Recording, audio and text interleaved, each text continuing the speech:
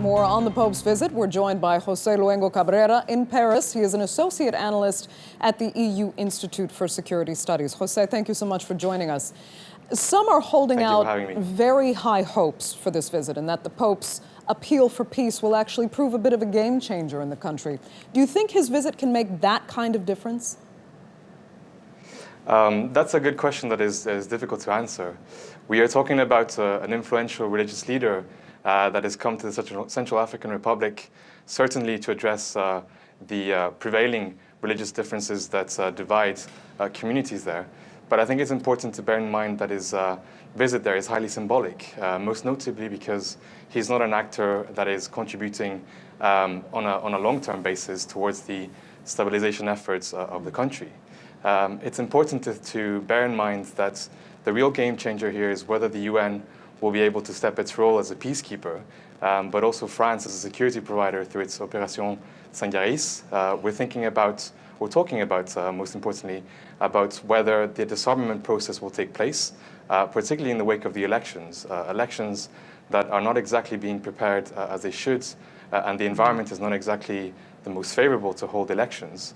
But one of the most important roles that certainly the Pope will play is to raise the profile of the country, to bring back the attention of the unfolding events in CAR to the international media, but also to point to the importance of reconciling religious differences within the country.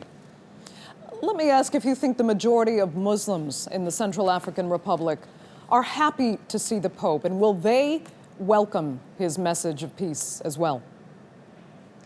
Well, I cannot speak on behalf of the Muslim community in the country, but what can definitely be said is that religious acrimony has been exacerbated by violent confrontations.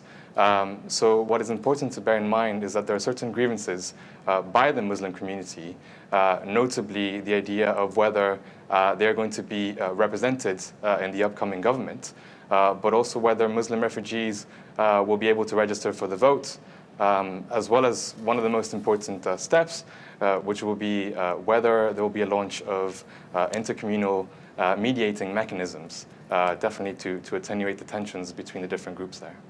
José, what do you think it really means for the Pope to visit the Central African Republic in the first place, and to visit also the notorious PK5 neighborhood in Bangui, which is known as the most dangerous neighborhood in the country? Well, as has been said, his visit is definitely intention to raise the profile of the country that has been undergoing a rather prolonged crisis. So for that simple matter, it's very important that Pope Francis put CAR in his agenda, at least for his trip. Concerning the neighborhoods, it was there where violent clashes, there was an outbreak of violent clashes there in September. So his visit there is again symbolic.